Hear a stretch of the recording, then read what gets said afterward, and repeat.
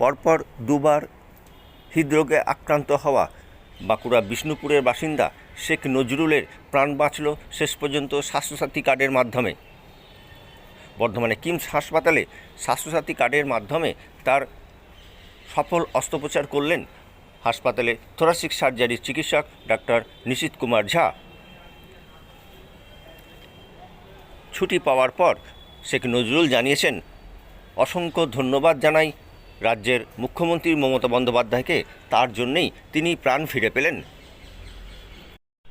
চিকিৎসক নিশীথ কুমার ঝা জানিয়েছেন, সিমটম নিয়ে এসেছিলেন, আমাদের second episode of heart attack নিয়ে ওটাকে হসপিটালে এসেছিলেন। তারপরে আমাদের এনজিওগ্রাফি করেছি। এনজিওগ্রাফির মধ্যে 3টা নার্স যে হার্টকে ব্লাড সাপ্লাই করে 3টাই ব্লক ছিল। ওর মধ্যে যে ইনার সিচুয়েশন ছিল ওটা স্টেন্টেবল ছিল না, মানে স্টেন্টিং করার মতো অবস্থা ছিল না, ওই স্টেজটা ক্রস হয়ে গেছিলো। আর 2টা হার্ট অ্যাটাক আসার পরে হার্টে পাম্পিং ক্যাপাসিটিটা খুবই লিমিটেড ছিল। নর্মালি যেটা 60% হয় ওনার 30% ছিল। তাই জন্য এনাকে যে নেক্সট অপশন হচ্ছে বাইপাস সার্জারি ছিল। আমাদের বাইপাস সার্জারি করেছি, সাকসেস হয়েছে। আরও লেস দ্যান 7 ডেজ মধ্যে এনাকে ওখানেই ডিসচার্জেবল স্টেজে আছে। আমাদের যে আউটকাম হচ্ছে, আমাদের রিসোর্সেস হচ্ছে, ওটা স্যাটিসফ্যাক্টরি আমার জন্য।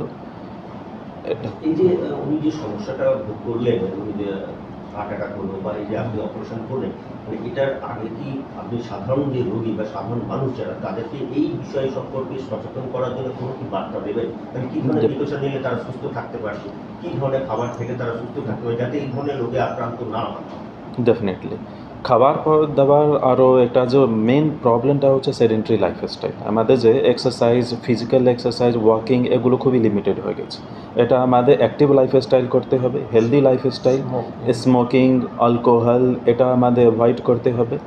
আরও যে ওভারওয়েট সিচুয়েশন থাকে, যেরকম excessive fat diet, excessive diet, ওটাকে অ্যাভয়েড করতে হবে আমাদের। তাহলে এটা করলে ম্যাক্সিমাম যে percentage of the cardiac problem আছে ওটাকে অ্যাভয়েড করা যাবে। নমস্কার, professor Debabrata Banerjee, orthopaedic surgeon. তা আমি দিল্লিতে এমসে পড়াশোনা করেছিলাম, তখন থেকেই আমার মনে হয়েছিল যে বর্ধমান শহর আমার নিজের শহর, এখানে এমন একটা কিছু করতে হবে যাতে মানুষের এই কলকাতা যাওয়া এবং বাইরে যাওয়া, ভেলোর যাওয়া, ব্যাঙ্গালোর যাওয়ার প্রবণতাটা কমাতে হবে।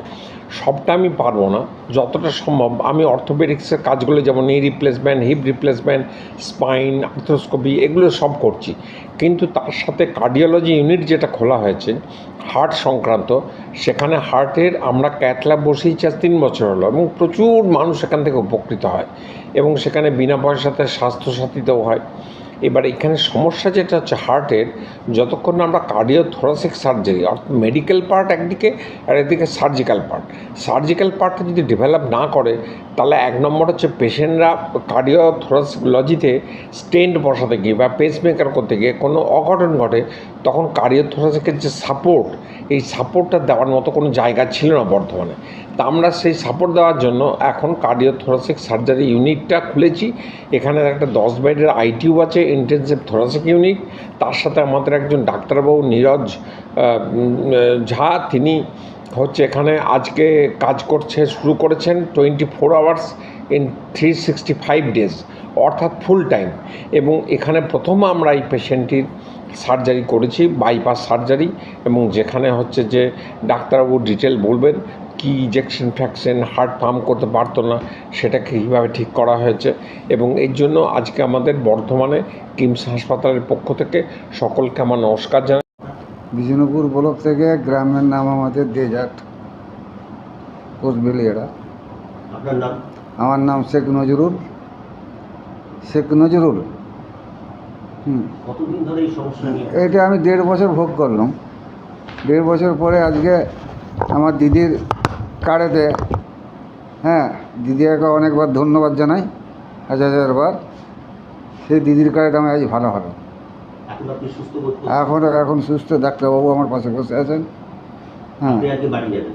আমি আজকে বাড়ি যাব। ড্রেসিং করে দিল ডাক্তারবাবু, আজকে বাড়ি যাচ্ছি। আবার 1 সপ্তাহ পরে আসবো দেখা করতে, কেমন থাকি না থাকি।